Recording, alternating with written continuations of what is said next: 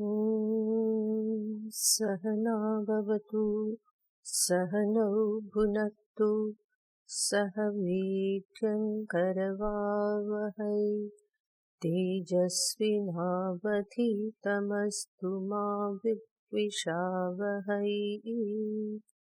ॐ शान्ति शान्ति शान्तिः। सदाशिवसमारम्भाम् शङ्कराचार्यमध्यमाम् अस्मदाचार्यपर्यन्ताम् वन्दे गुरुपरम्पराम्।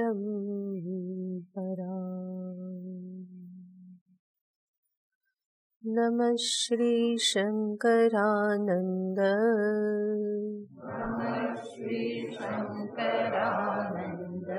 गुरुपादाम्बुजन्मने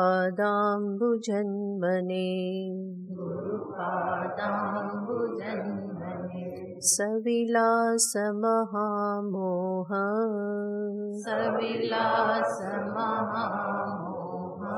ग्राहग्रासैककर्मणे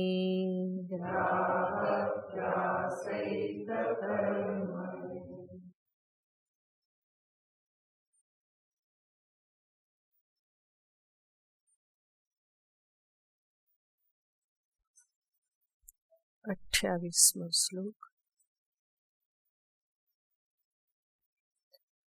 गौडाचार्या निर्विकल्पे समाधावन्ययोगिनाम् गौडाचार्या निर्विकल्पे समाधावन्ययोगिनाम् साकार ब्रह्मनिष्ठानामत्यन्तं भयमुचिरे साकार ब्रह्मनिष्ठानाम् अत्यन्तं भयमुचिरे अस्पर्शयोगो वै नाम दुर्दर्शः सर्वयोगिभिः अस्पर्शयोगो वै नाम दुर्दर्शः सर्वयोगिभिः योगिनो बिभ्यति ह्यस्मात् अभये भयदर्शिनः योगिनो बिभ्यति यस्मात् अभये भयदर्शिनः भगवत्पूज्यपादाश्च शुष्कतर्कपटु नमून् भगवत्पूज्यपादाश्च शुष्कतर्कपटु नमून् आहुर्माध्यमिकान् भ्रान्तान् चिन्तेऽस्मिन् सदात्मनि आहुर्माध्यमिकान् भ्रान्तान् चिन्त्येऽस्मिन् सदात्मनि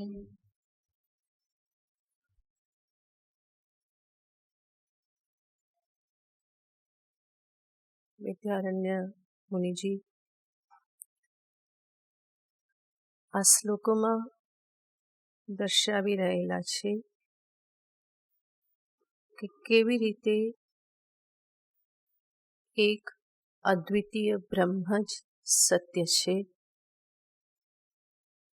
એને બધા જ આચાર્યો એક સાથે પ્રતિપાદિત કરે છે. પરમ તત્વ સત્તત્વ છે અને એ સત્તત્વ અદ્વિતીય તત્વ છે. આજે તત્વની સત્તા અને તત્વની અદ્વિતીયતા જે છે એ બંનેનો સ્વીકાર થવો અનિવાર્ય છે. પરમ સત્યનું પ્રતિપાદન વેદશાસ્ત્ર આ પ્રમાણે જ કરે છે અને આ જે સત્ય છે એને કોઈ પ્રત્યક્ષ પ્રમાણથી કે અનુમાન પ્રમાણથી એને નિશ્ચિત કરી શકાતું નથી. એના માટે શાસ્ત્ર જ પરમ પ્રમાણ છે. શ્રુતિ કે જે અપૌરુષેય શબ્દ છે, એ શબ્દ જ આ તત્વના સંદર્ભમાં પ્રમાણ છે. જે આ રીતે વેદશાસ્ત્રને પ્રમાણ રૂપે નથી સ્વીકારતા, એ આ સત્ય તત્વનું યથાર્થ રૂપે એને સમજી પણ શકતા નથી. અને એમાં મુખ્ય ઉદાહરણ છે બૌદ્ધ મત.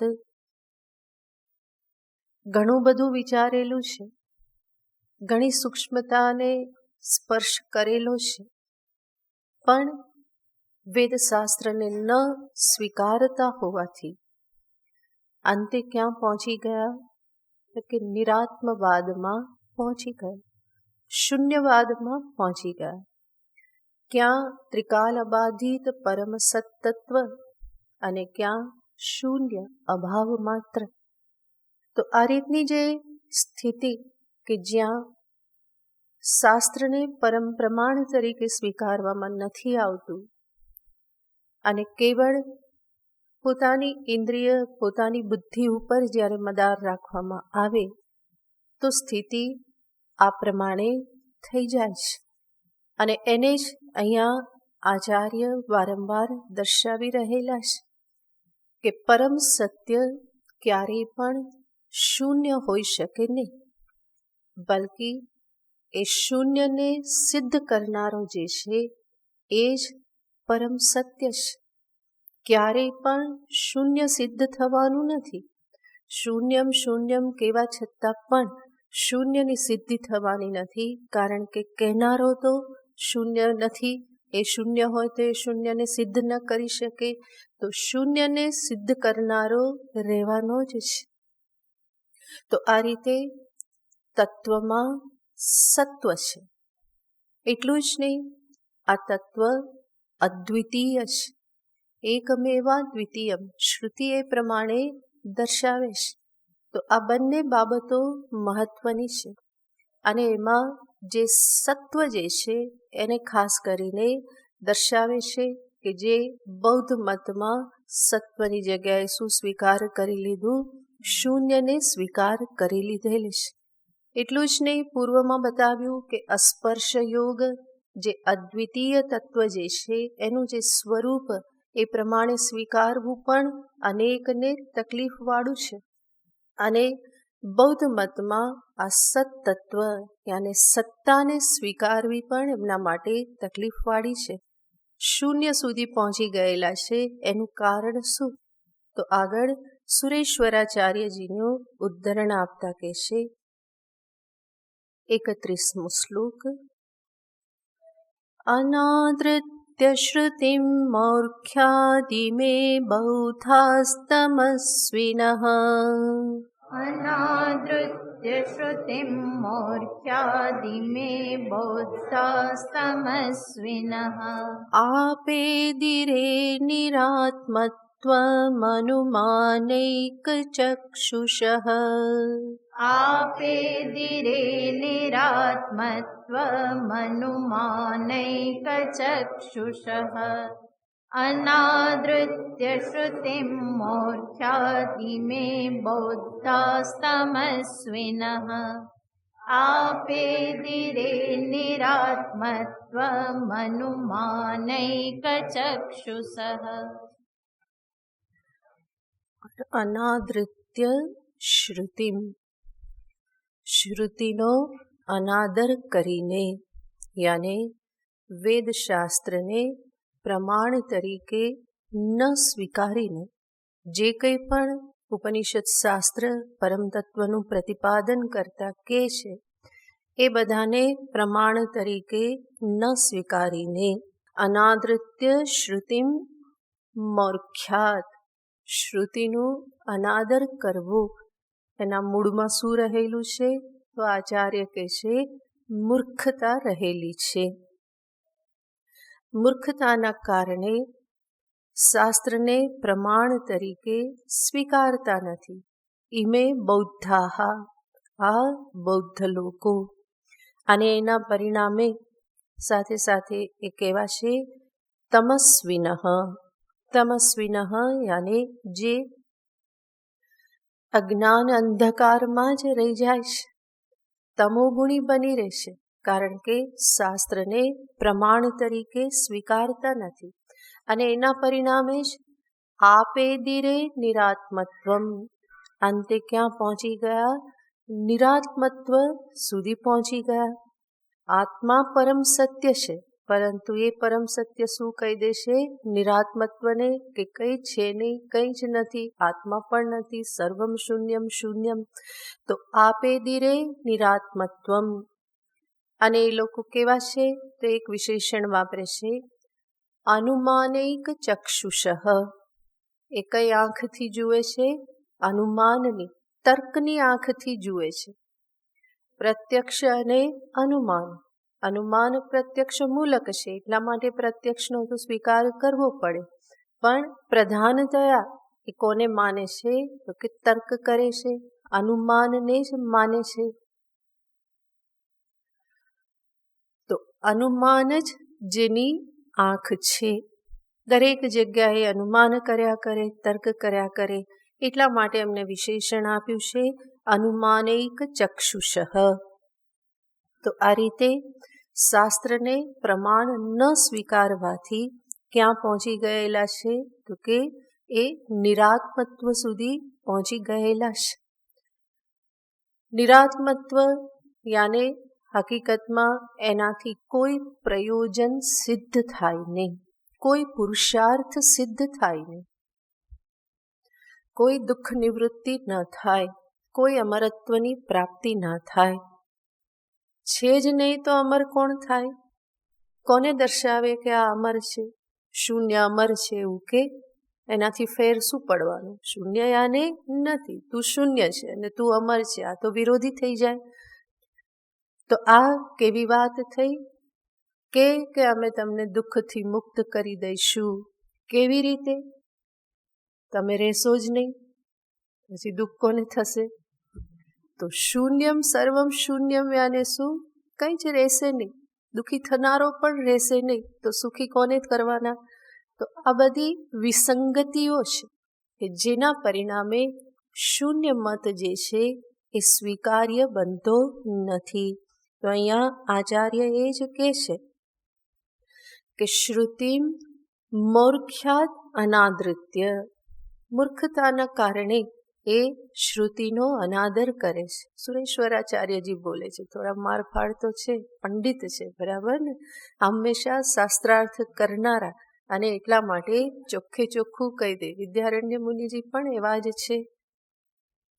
હવે આ જ શૂન્યના સંદર્ભમાં શૂન્યવાદી જે પણ તર્ક કરતા હોય એના આધારે આગળ પ્રતિપાદન કરતા કહે છે, શૂન્યમાસીદિતિ બ્રૂષે સત્યોગમ વા સદાત્મતામ. શૂન્યમાસીદિતિ બ્રૂષે સદ્યોગમ વા સદાત્મતામ. શૂન્યસ્ય ન તુ તદ્યુક્તમ ઉભયં વ્યાહતત્વતઃ. શૂન્યસ્ય ન તુ તદ્યુક્તમ ઉભયં વ્યાહતત્વતઃ. શૂન્યમાસીદિતિ બ્રૂષે સદ્યોગમ વા સદાત્મતામ. શૂન્યસ્ય ન તુ તદ્યુક્તમ ઉભયં વ્યાહતત્વતઃ. ફરી બધા બોલો, ખુલ્લા અવાજે, થોડા સીધા બેસીને બોલો. શૂન્યમાસીદિતિ બ્રૂષે સદ્યોગમ વા સદાત્મતામ. શૂન્યસ્ય ન તુ તદ્યુક્તમ ઉભયં વ્યાહતત્વતઃ. હવે સિદ્ધાંતી પૂછે છે કે અમે કહીએ છીએ સદાસિત, તમે શું કહો છો? શૂન્ય આસિત. સદૈવ ઇદમગ્ર આસિત એ શું કે? શૂન્યમેવ ઇદમગ્ર આસિત. તો શૂન્યમ આસીત. આવી રીતે શૂન્યવાદી કે તો એને વેદાંતિ પૂછે છે કે જ્યારે શૂન્યમાસિત એવું કહો છો તો ત્યારે તમારા મનમાં શું છે? શૂન્યનો સતની સાથે યોગ યાને સંબંધ છે કે પછી શૂન્ય સદાત્મતા એ સદરૂપ છે? આ બધા વચનો થોડા સમજવા પડશે. એટલા માટે જ ભણવાનો વિષય કોઈ હોય તો વેદાંત જ છે. આને ભણવું પડે છે. આ વિદ્યા છે કે જે આચાર્ય પાસેથી ભણવી પડે છે. અને આ એક જ ભણવા યોગ્ય છે, કારણ કે આમાં જ કલ્યાણ નિહિત છે, સત્ય સુધી પહોંચાય છે. તો વેદાંત એ પાક્કી ભણવાની વસ્તુ છે. ક્લાસરૂમ જ હોય. વેદાંતનો સ્વાધ્યાય એટલે શું હોય? ક્લાસરૂમ હોય. એ જ એટમોસ્ફિયર હોય. અહીંયા ટીચર સ્ટુડન્ટ સાથે સાથે ચાલવું પડે. હવે અહીંયા કહે છે કે શૂન્યમાસિત એવું જ્યારે કહેવામાં આવે, આસિત યાને શું હતું એ સત્તાને જ દર્શાવે છે.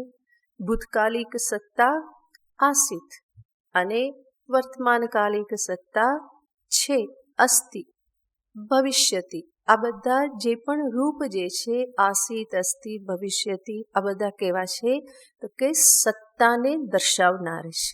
બરાબર.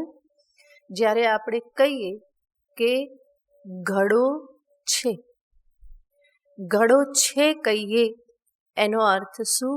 આપણે છેની સાથે ઘટના સંબંધને કહીએ છીએ કે ઘડાનો સત્તા, અસ્તિત્વ છેની સાથે સંબંધ થયો ત્યારે આપણે કહીએ કે ઘડો છે. એવી જ રીતે તમે જ્યારે કહો છો કે શૂન્ય છે તો ત્યાં શૂન્યનો અસ્તિ છેની સાથે સંબંધ થાય છે. આ વેદાંતિ પૂછે છે. સદયોગ, સદયોગ યાને સતની સાથે યોગ. ઘટમસ્તિ એવું જ્યારે કહીએ ઘડો છે, ઘડાનો સંબંધ કોની સાથે થયો? છેની સાથે. એ સત્તાની સાથે જોડાયો ત્યારે આપણે કહીએ કે ઘટમ અસ્તિ. તો જ્યારે પણ આ રીતે કહીએ કે ઘડો છે, શૂન્ય છે, તો શૂન્ય છે એવું કહીએ ત્યારે શૂન્યનો સંબંધ કોની સાથે કહો?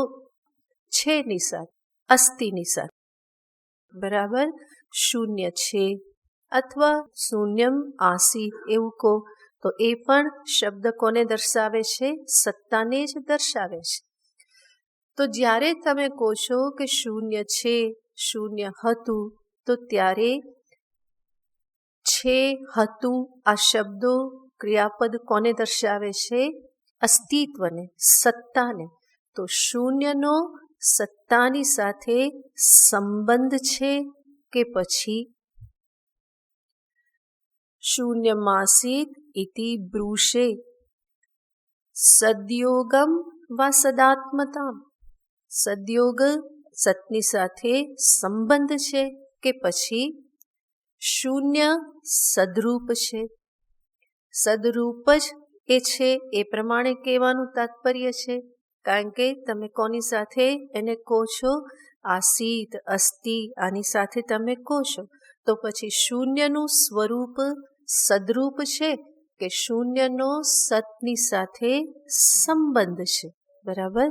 આ બે વિકલ્પ થયા. શૂન્યનો સતની સાથે સંબંધ કહો છો કે શૂન્યને સદરૂપ કહો છો? શૂન્યમ અસ્તિ. આ અસ્તિ શબ્દ આવ્યો કે શૂન્યમ આસિત, તો શૂન્યનું સ્વરૂપ હોવાપણું સત સ્વરૂપ છે કે સતની સાથે સંબંધ કહો છો? આ પ્રમાણે પૂછવામાં આવે તો એ કંઈ પણ કે બેમાંથી કંઈ સંભવ બનવાનું નથી.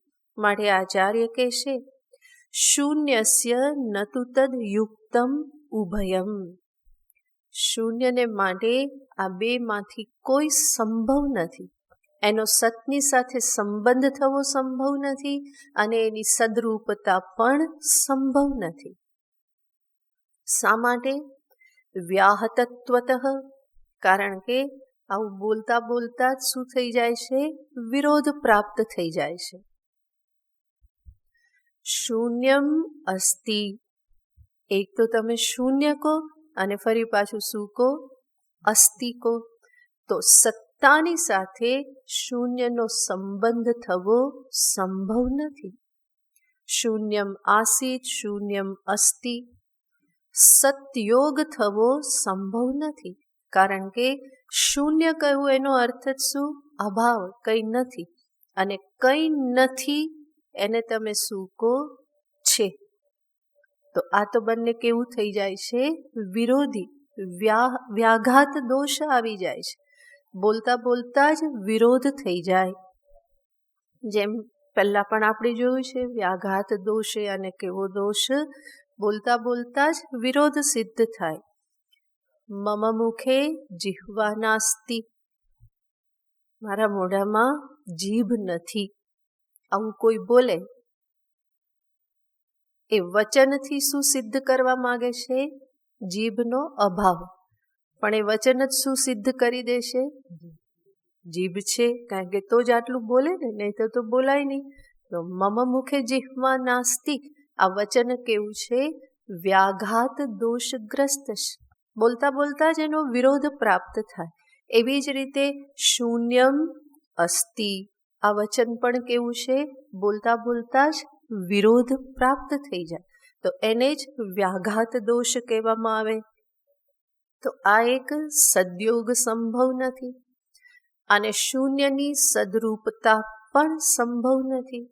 શૂન્ય જ છે, અભાવ જ છે, અને એને તમે કહો કે એ સદરૂપ છે. સદરૂપતા અને હોવાપણું, અને શૂન્ય અને ન હોવાપણું. તો ન હોવાપણું હોવાપણા સ્વરૂપ હોઈ શકે નહીં. માટે આ બંને સંભવ નથી. શૂન્યનો સદની સાથે સંબંધ સંભવ નથી અને શૂન્યનું હોવાપણું, સદરૂપતા પણ સંભવ નથી. સ્પષ્ટ થયું? આ બંને કહેવું સંભવ નથી. આ જ બાબતને આગળના શ્લોકમાં દ્રષ્ટાંતથી સમજાવે છે. ન યુક્તસ્તમસા સૂર્યો નાપી ચાસૌ તમોમયઃ. ન યુક્તસ્તમસા સૂર્યો નાપી ચાસૌ તમોમયઃ. સચ્છુન્યયોર્વિરોધિત્વાत् શૂન્યમાસીત કથં વદ. સચ્છુન્યયોર્વિરોધિત્વાत् શૂન્યમાસીત કથં વદ. ન યુક્તસ્તમસા સૂર્યો નાપી ચાસૌ તમોમયઃ. સચ્છુન્યયોર્વિરોધિત્વાत् શૂન્યમાસીત કથં વદ. દ્રષ્ટાંતથી કહે છે, જે આગળ કહ્યું, શૂન્યનો સતની સાથે સંબંધ સંભવ નથી અને શૂન્ય સદરૂપ પણ હોવું સંભવ નથી.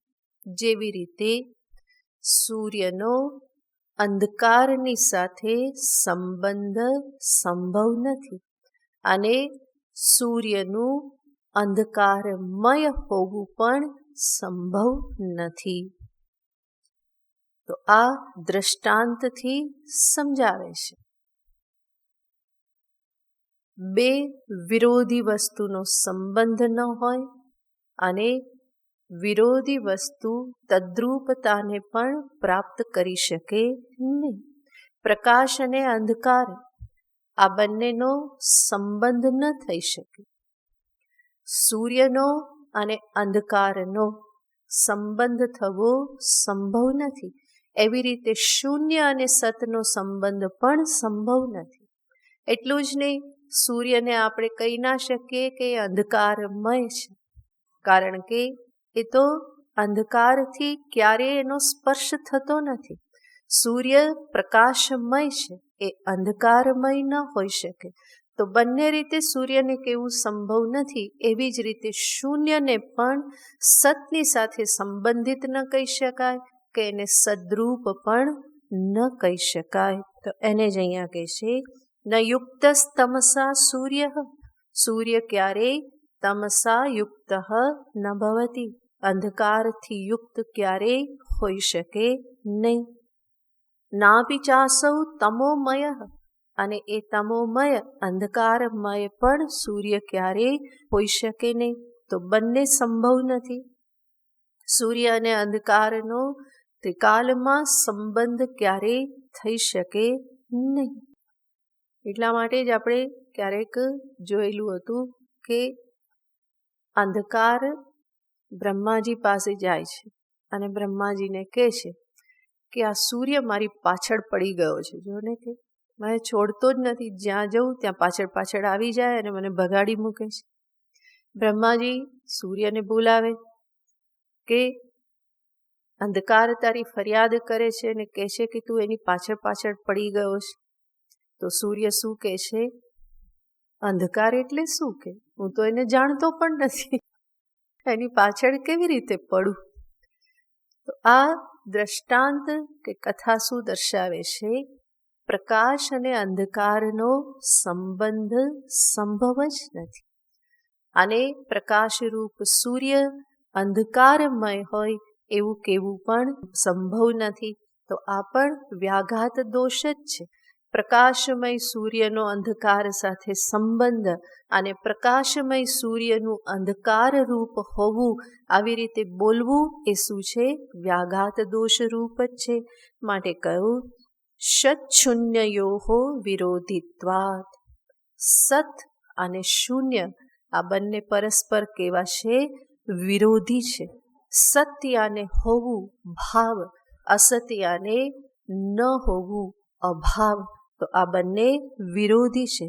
માટે વેદાંતિ કહે છે કથમાસિત કથમ શૂન્યમાસિત કથમ વદ. પછી તમે આ કેવી રીતે કહી શકો કે શૂન્યમાસિત, શૂન્ય જ હતું કે શૂન્ય છે, આવું તમે કેવી રીતે કહી શકો? કારણ કે શૂન્યનો સતની સાથે સંબંધ થતો નથી કે શૂન્ય સદરૂપ પણ થઈ શકતું નથી.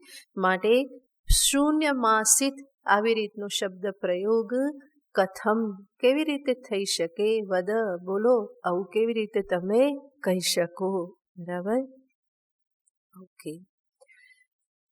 આટલું કયા પછી બૌદ્ધ કે અમારું શૂન્ય સિદ્ધ નથી થતું, તો તમારું અદ્વિતીય સત્માત્ર પણ સિદ્ધ નથી થતું. શા માટે? તો એ કે અદ્વિતીય નિર્વિકલ્પ બ્રહ્મમાં આકાશાદિ જે છે એ પણ એમાં હોય તો ફરી શું થઈ જાય? દ્વૈત થઈ જાય. નહીં તો તમારું અદ્વિતીયત્વ સિદ્ધ નહીં થાય. તો આકાશાદિને પણ તમે કહો છો કે બ્રહ્મમાં જ છે, આકાશ, વાયુ, અગ્નિ, પાણી, પૃથ્વી બધું ઉત્પન્ન થયું અને બ્રહ્મમાં જ છે, સત્તત્વમાં જ છે, આ પ્રમાણે તમે કહો છો, તો એ પણ સંભવ નહીં બને. જેવી રીતે સતમાં શૂન્ય હોવું સંભવ નહીં, એવી જ રીતે સતમાં આ બધા આકાશાદિ પંચભૂત હોવા પણ સંભવ નથી જ બનતા. એ રીતે એ પૂછે તો એનો ઉત્તર આપતા કહે છે વિયદાદેર નામ રૂપે માયયા સુવિકલ્પિતે. વિયદાદેર નામ રૂપે માયયા સુવિકલ્પિતે. શૂન્યસ્ય નામ રૂપે ચ તથા ચેજીવ્યતામ ચિરમ. શૂન્યસ્ય નામ રૂપે ચ તથા ચેજીવ્યતામ ચિરમ. વિયદાદેર નામ રૂપે માયયા સુવિકલ્પિતે. शून्यस्य नामरूपे च तथा चेज्जीव्यतां चिरम्। વેદાંતિ કહે છે કે જરૂર આકાશાદિ સતમાં છે એવું અમે કહીએ છીએ, પણ એનાથી તત્વની અદ્વિતીયતાને કોઈ હાનિ પહોંચતી નથી, કારણ કે સમસ્ત વેદાદિ નામરૂપ એ અધિષ્ઠાન બ્રહ્મમાં માયા થકી કલ્પિત છે, અને જે પણ માયા કલ્પિત હોય એ અધિષ્ઠાનના સ્વરૂપમાં કોઈ પરિવર્તન લાવતું નથી. જેવી રીતે રજ્જુમાં સર્પ એ કેવો છે? કલ્પિત છે, માયા કલ્પિત છે રજ્જુમાં સર્પ, અને એ સર્પથી રજ્જુ ઝેરીલી બનતી નથી. દોરડીમાં કોઈ ઝેર આવતું નથી, દોરડીને અડવાથી ઝેર ચડી જતું નથી કે આમાં તો સર્પ હતો કરીને. તો જે કલ્પિત સર્પ જે છે એ જેવી રીતે અધિષ્ઠાન રજ્જુને કોઈ પ્રકારે વિકૃત કરી શકતો નથી, એવી જ રીતે કલ્પિત નામરૂપાત્મક જગત જે છે એ અદ્વિતીય બ્રહ્મમાં કોઈ સદ્વિતીયતા લાવતું નથી. અનેકતા માયા કલ્પિત છે, માયાના ક્ષેત્રમાં છે, અને અદ્વિતીયતા અધિષ્ઠાનની છે. અધિષ્ઠાન એક રહીને અનેક રૂપે કલ્પિત થઈ શકે છે. જેમ એક જ દોરડી સર્પ રૂપે, માળા રૂપે, ભૂછિદ્ર રૂપે, જલની ધાર રૂપે, આમ અનેક રૂપે કલ્પિત થાય. યાને પડેલી છે દોરડી, પરંતુ કોઈકને ત્યાં સર્પ દેખાય, કોઈને શું દેખાય કે જમીનમાં તિરાડ પડેલી છે, કોઈને દેખાય કે ત્યાં તૂટેલી માળા પડેલી છે, કોઈને દેખાય કે ત્યાં પાણીનો રેલો છે. તો આવી રીતે એક જ રજ્જુ અધિષ્ઠાનમાં અનેક કલ્પના કરવામાં આવે છે, અને છતાં પણ રજ્જુ અધિષ્ઠાન કેવું રહેશે? એક જ રહેશે, નિર્વિકાર રહેશે. કોઈ પ્રકારે ત્યાં સદ્વિતીયતા કે પછી અન્ય કોઈ વિકારની પ્રાપ્તિ થતી નથી. એવી જ રીતે અહીંયા પણ એક અદ્વિતીય બ્રહ્મ તત્વમાં સમસ્ત નામરૂપાત્મક જગત એ માયયા પરિકલ્પિત છે. માયાયામ સર્વસંભવાત. વેદાંતિને પાસે આ સૌથી મોટું શસ્ત્ર છે. કયું શસ્ત્ર? માયા. આ શું છે? માયાથી સર્વ કંઈ જણાય છે, વસ્તુતઃ છે નહીં. રજ્જુમાં સર્પ જ્યારે પ્રતીત થાય છે ત્યારે પણ વાસ્તવિક સર્પ ત્યાં છે નહીં. એવી જ રીતે બ્રહ્મમાં જગત પ્રતીતિ કાલે પણ વાસ્તવમાં ત્યાં છે નહીં. એટલા માટે શબ્દ પ્રતીતિ વાપરવામાં આવે છે. પ્રતીતિભર છે, એનાથી વિશેષ અસ્તિત્વ છે નહીં. તો એનાથી અદ્વિતીય બ્રહ્મ સદ્વિતીય થઈ જતું નથી. માટે અહીંયા કહ્યું વિયદાદેહે નામરૂપે માયયા સુકલ્પિતે. માયાથી, અજ્ઞાનના આધારે, માયાને અજ્ઞાન છે, સ્વરૂપનું અજ્ઞાન જ જીવને માટે શું છે? માયા છે, એ ઉપાધિ છે. અને એવી રીતે ઈશ્વરની ઉપાધિ પણ માયા છે.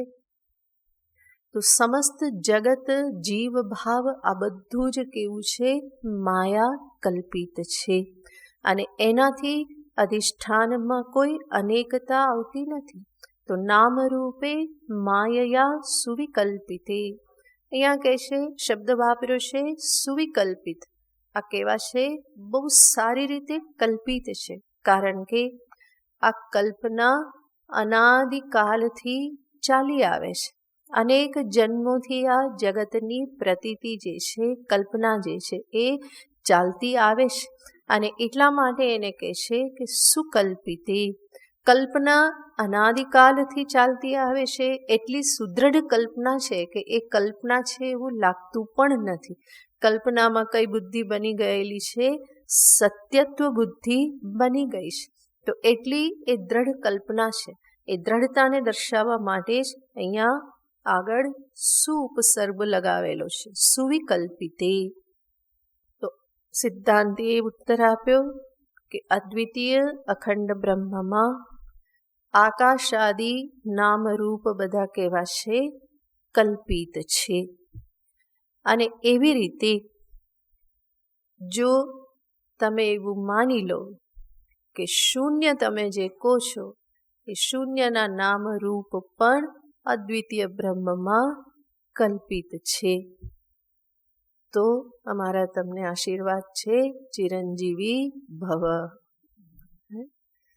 આ વિદ્યારણ્ય મુનિજી મેં કહ્યું ને, એ પણ એવા જ છે. ભાષા એમની બહુ જોરદાર ભાષા છે. માટે અહીંયા કહે છે કે જેવી રીતે અમે આકાશાદિના નામરૂપને કલ્પિત માનીએ છીએ બ્રહ્મમાં, એવી જ રીતે તમે સત બ્રહ્મમાં શૂન્ય નામ અને શૂન્યનું રૂપ તમે જે માનતા હો, અમારી દ્રષ્ટિએ તો કોઈ રૂપ છે જ નહીં, પણ શૂન્યનું નામ અને શૂન્ય રૂપ તમે પણ જો બ્રહ્મમાં કલ્પિત માની લો તો અમને કોઈ તકલીફ નથી. અમારા તમને આશીર્વાદ છે, દીર્ઘાયુ ભવ. તો અહીંયા કહે છે શૂન્યસ્ય નામ રૂપે ચ તથા ચેત. શૂન્યના નામ રૂપ પણ તમે બ્રહ્મમાં કલ્પિત માની લો તો જીવ્યતામ ચિરમ, તમે બહુ લાંબુ જીવન જીવો એવા આશીર્વાદ છે. બરાબર. આગળ કહે છે, ફરી બૌદ્ધ કહે છે કે તમે એ પ્રમાણે કહો છો કે શૂન્યના નામ અને રૂપ કલ્પિત માનો, વિયદાદિ નામ રૂપ જેમ કલ્પિત છે. અમારો તમને પ્રશ્ન છે કે સત, જેને તમે સત કહો છો, એ સત સ્વયં એક નામ છે સત, અને સતનું રૂપ છે અદ્વિતીય તમે કહો છો. આને પણ કલ્પિત માની લો. બરાબર. અમારા શૂન્યના નામ રૂપને તમે કલ્પિત માનવાનું કહો છો, તો તમારા સતના નામ રૂપને પણ કેવા સમજી લો? તમે શૂન્ય સમજી લો. ઓછા નથી એ પણ. બરાબર ને? આ તો ખાલી ઝલક છે. બૌદ્ધ મતનું ખંડન કરવું એ કોઈ આસાન વાત નથી. એક તો એટલું બધું કોમ્પ્લિકેટેડ છે કે એને જલ્દી યાદ રાખવો પણ તકલીફ પડે. સ્વામી દિવ્યાનંદજી મહારાજ જેવા પણ કે જ્યારે બૌદ્ધ મત આવે ને બ્રહ્મસૂત્ર આદિમાં કે અદ્વૈત સિદ્ધિમાં, તો એ પણ બોલી જાય કે બૌદ્ધ મત યાદ નહીં રહેતા, બોલે બહુ ગરબડ વાલા હે. તો એવી વાતોનું નિરૂપણ વિચિત્ર હોય, શબ્દ પણ એવા વિચિત્ર હોય, બધા ઘણા બધા કે જેને આત્મસાત કરવા કઠિન થાય. તો સૌથી વધારે પ્રથમ યોદ્ધો વેદાંતિની સામે કોણ છે? આ જ છે, શૂન્યવાદી. અને બહુ જ બધા તર્ક અનેક યુક્તિઓ સામે કરતો હોય. અહીંયા તો માત્ર ઝલક છે, એનો છાંટો માત્ર છે. તો એ કહેશે કે જેવી રીતે તમે શૂન્યના નામ રૂપને કલ્પિત કરવાનું કહો છો, એમ તમારું જે સત જે છે એ સત એક નામ થયું, અને એ સતનું સ્વરૂપ તમે કેવું બતાવો છો? રૂપ એકમેવા દ્વિતીયમ. તો સતનું નામ અને રૂપ જે છે એને પણ તમે કલ્પિત સમજી લો. આ પ્રમાણે બૌદ્ધ કહે છે. સતોપી નામ રૂપે દ્વે કલ્પિતે ચેત્તદાવદ. સતોપી નામ રૂપે દ્વે કલ્પિતે ચેત્તદાવદ. કુત્રેતિ નિરધિષ્ઠાનો ન બ્રહ્મઃ ક્વચિદીક્ષ્યતે. કુત્રેતિ નિરધિષ્ઠાનો ન બ્રહ્મઃ ક્વચિદીક્ષ્યતે. સતોપી નામ રૂપે દ્વે કલ્પિતે ચેત્તદાવદ. કુત્રેતિ નિરધિષ્ઠાનો ન બ્રહ્મઃ ક્વચિદીક્ષ્યતે. સતોપી નામરૂપે દ્વે કલ્પિતે ચેત. સિદ્ધાંતિજ કહે છે કે તમે એવું કહો કે સતના પણ નામરૂપ કલ્પિત જ છે શૂન્યની જેમ, તો અમે તમને સામો પ્રશ્ન પૂછીએ છીએ કે સતના નામ અને રૂપ જો કલ્પિત છે તો તમારે કહેવું પડે કે એ ક્યાં કલ્પિત છે, એનું અધિષ્ઠાન દર્શાવો. કોઈ પણ કલ્પનાનું એક અધિષ્ઠાન હોવું જોઈએ. સર્પ કલ્પિત છે, ક્યાં કલ્પિત છે? રજ્જુમાં કલ્પિત છે. તો કોઈ પણ કલ્પના ભ્રમ જે છે એનું એક અધિષ્ઠાન હોવું જોઈએ. તમે કહો છો સતના નામ અને રૂપને પણ કલ્પિત સમજો. અમે તમને પૂછીએ છીએ કે ક્યાં કલ્પિત છે? સતનું નામ, સતનું રૂપ ક્યાં કલ્પિત છે? અધિષ્ઠાન દર્શાવો. કયા અધિષ્ઠાનમાં સત નામ અને અદ્વિતીય રૂપની કલ્પના થયેલી છે એ અધિષ્ઠાન બતાવો. કુત્ર ક્યાં કલ્પિત છે? વદ. માટે કહ્યું તદા વદ કુત્ર, ક્યાં કલ્પિત છે, એનું અધિષ્ઠાન શું છે? કારણ કે નિરધિષ્ઠાનો બ્રહ્મ ક્વચિત ન ઈક્ષ્યતે. અધિષ્ઠાન વગરનો બ્રહ્મ ક્યારેય પણ હોતો નથી. બ્રહ્મ, કલ્પના, ભ્રાંતિ આ થવા માટે શું હોવું જોઈએ? કોઈ આધાર, અધિષ્ઠાન હોવું જોઈએ. શૂન્યવાદીને પૂછવામાં આવે કે ભાઈ આનું અધિષ્ઠાન કયું, તો એ અધિષ્ઠાન બતાવી નહીં શકે, કારણ કે એનું તો પરમ તત્વ શું છે? શૂન્ય છે. અને શૂન્ય અભાવ ક્યારેય કોઈનું અધિષ્ઠાન બની ના શકે. અભાવમાં શું કલ્પના થવાની? કંઈક હોય તો કલ્પના થાય. રજ્જુ હોય તો સર્પની કલ્પના થાય. અભાવમાં શું કલ્પના થવાની? કોઈ કલ્પના ત્યાં થઈ શકે નહીં. વંધ્યાપુત્રનું રૂપ કેવું? કલ્પના કરો. વંધ્યાપુત્ર ગોરો કે કાળો? વંધ્યાપુત્ર કેટલો ભણેલો? એના લગ્ન થયા છે કે નથી થયા? વંધ્યાપુત્રના પુત્ર છે કે નહીં? કોઈ કલ્પના થશે? સંભવ જ નથી, કારણ કે વંધ્યાપુત્ર છે જ નહીં. વંધ્યા હોય તો એનો પુત્ર ન હોય, અને પુત્ર છે તો એ સ્ત્રીને વંધ્યા કહેવાય નહીં. તો વંધ્યાપુત્ર નામની કોઈ વસ્તુ, કોઈ પદાર્થ છે જ નહીં, એનો અભાવ છે. સસલાના શિંગડા કેવડા હોય? 1 ઇંચના કે 5 ઇંચના કે 1 ફૂટના કેવડા હોય? સીધા હોય કે વાંકા ચૂકા હોય? કાળા હોય કે બ્રાઉન હોય કે વ્હાઈટ હોય? કોઈ કલ્પના નહીં થઈ શકે.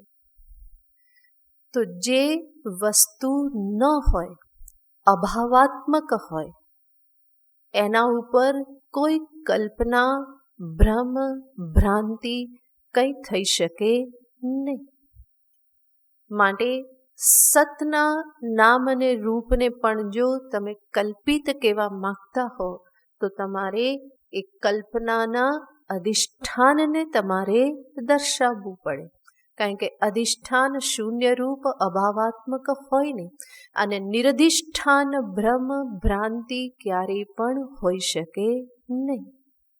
માટે સતના નામરૂપને કલ્પિત કહેવા એ ક્યારેય પણ સંભવ નહીં બને. કલ્પના કે ભ્રમ એને કહેવાય જે અધિષ્ઠાન જ્ઞાનથી દૂર થાય.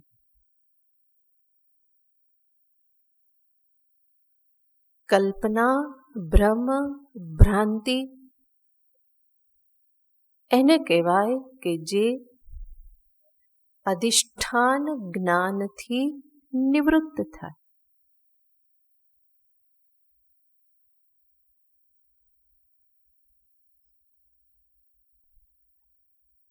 અને શૂન્યરૂપ અધિષ્ઠાન હોય, અભાવરૂપ, તો એનું તો જ્ઞાન શું?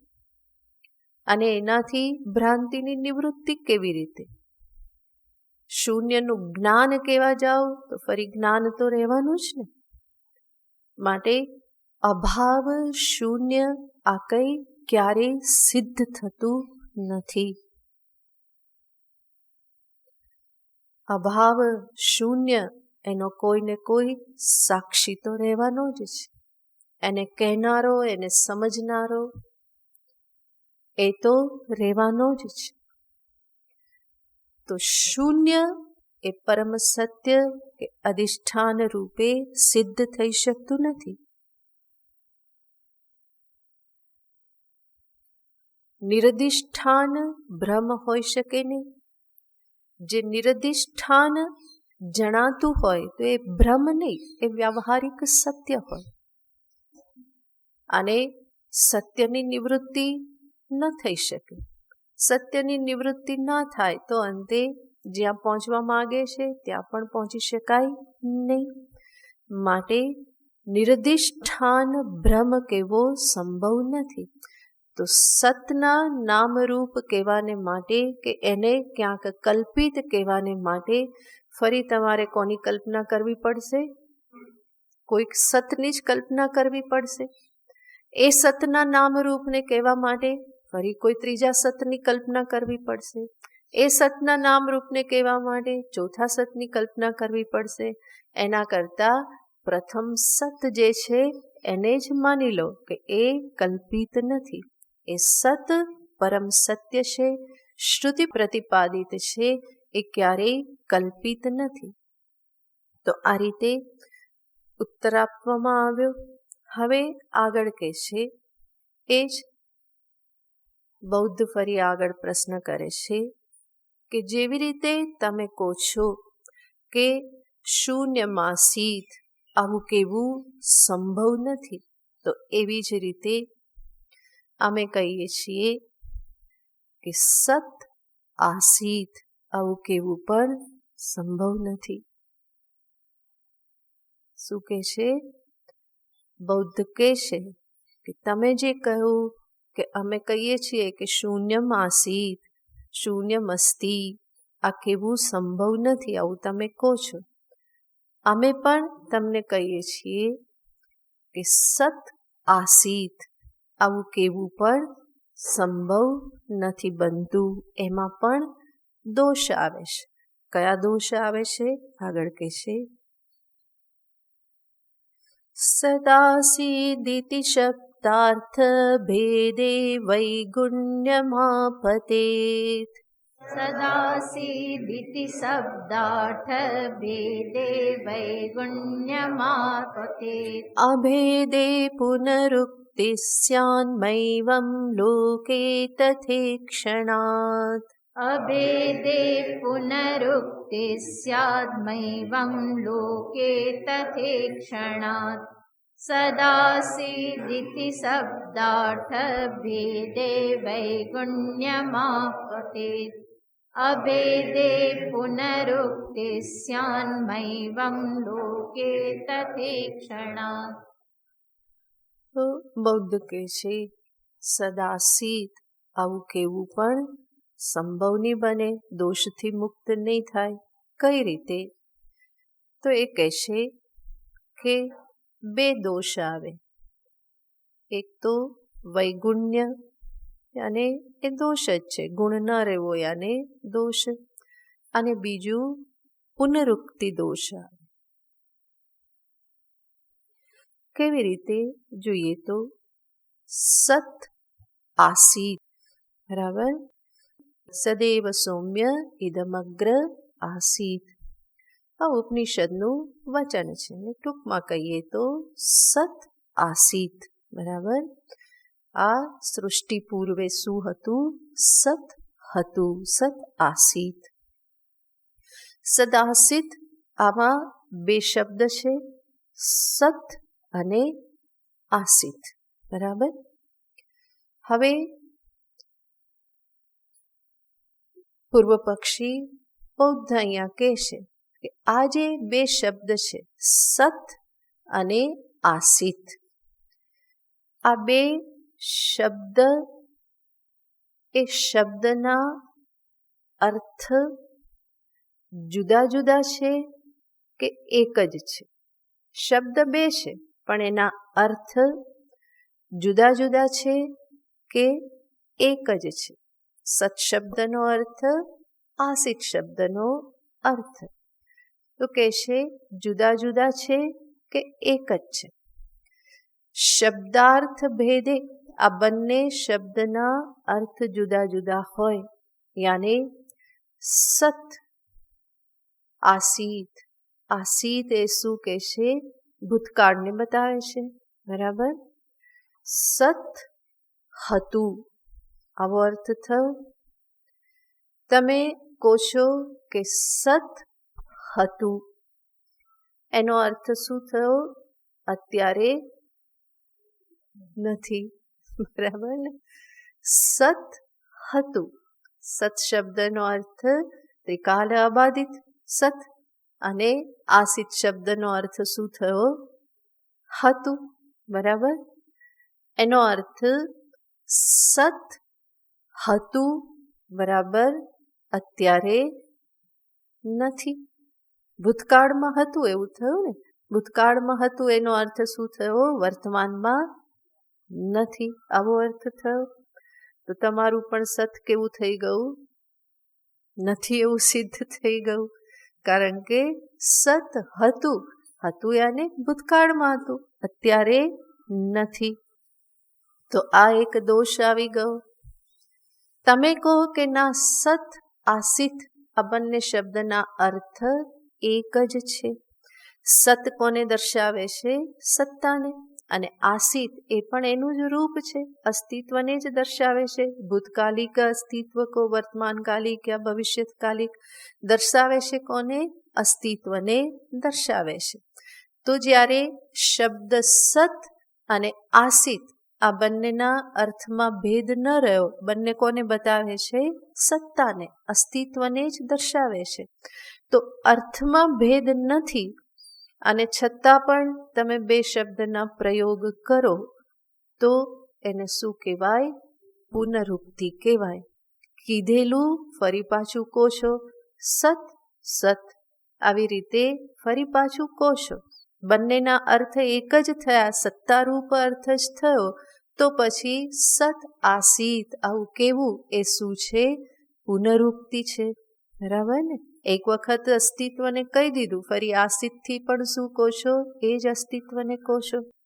તો જ્યારે અર્થભેદ હોય ત્યારે વિરોધ થઈ જાય છે, વૈગુણ્ય થઈ જાય છે. સત આસિત યાને ભૂતકાળમાં હતું, અત્યારે નથી. સત પણ કહો અને નથી પણ કહો, આ તો યોગ્ય ના કહેવાય. અને બંનેના અર્થને એક જ માનો તો બે વખત સત્તાને દર્શાવવાની જરૂર શું? સત હતું, એમાં સત અને હતું એ પણ કોને બતાવે છે? સત્તાને, અસ્તિત્વને જ બતાવે છે. તો એક જ અર્થને બતાવવા માટે બે વખત શબ્દ પ્રયોગ કરો તો એને કયો દોષ કહેવાય? પુનરુક્તિ દોષ કહેવાય. હવે વેદાંતી શું કરશે? આ એવા પૂર્વ પક્ષી પ્રશ્ન પૂછે કે આપણા ધબકારા વધી જાય કે હવે આના જવાબ શું આપશે? પણ આચાર્યો પાસે ઉત્તર છે જ. આવી રીતે જ્યારે એને કહ્યું કે સત જેમ શૂન્ય આસિત કેવું સંભવ નથી, એવી રીતે સદ આસિત કેવું પણ સંભવ નથી, આ દોષ આવે. તો આચાર્ય કહે છે કે આ કંઈ એવો મોટો દોષ નથી. આવા શબ્દ પ્રયોગ વ્યવહારમાં પણ જોવા મળે છે.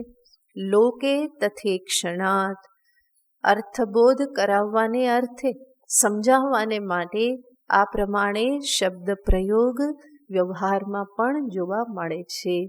આપણા જ વ્યવહારમાં આપણે જોઈએ તો આપણે ઘણી વખત બોલીએ છીએ અરે અરે, અરે અરે, બે વખત શું કરવા? અરે એનાથી આપણે જે કહેવા માંગે છે એ જ અર્થ કોનો છે? બીજા અરેનો. તો પણ આપણે શું કહીએ છીએ? અરે અરે તું માં કર. અને ના પાડવી હોય તો કેટલી વાર ના બોલી જઈએ? ના ના ના ના ના ના. તો આવો વ્યવહારમાં પ્રયોગ થાય જ છે. એક વખત ના કહેવાથી ચાલે અને છતાં પણ શું કહીએ છીએ? ના ના ના ના ના.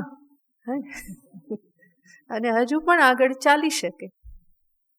તો અનેક વખત આ રીતે પ્રયોગ થાય જ છે. એવી રીતે અહીંયા પણ સત આસીત એવું કહ્યું તો એમાં કંઈ દોષ આવી જતો નથી. સતનો ને આસિતનો એ સત સત જ છે, એનો કોઈ વિરોધ નથી. જેમ તમારા શૂન્ય અને સતનો વિરોધ છે, અભાવ કંઈ ન હોવું ને હોવું એનો વિરોધ છે, એવી રીતે અહીંયા વિરોધ નથી. આવી રીતે ડબલ વખત ફરી ફરી એ શબ્દનો પ્રયોગ કરવામાં આવે જ છે, માટે કોઈ દોષ નથી. આટલે રાખીએ. ઓમ પૂર્ણમદ પૂર્ણમિદં પૂર્ણાત પૂર્ણમુદચ્યતે પૂર્ણસ્ય પૂર્ણમાદાય પૂર્ણમેવાવશિષ્યતે. ઓમ શાંતિ શાંતિ શાંતિ. હરિ ઓમ શ્રી ગુરુભ્યો નમઃ. હરિ ઓમ.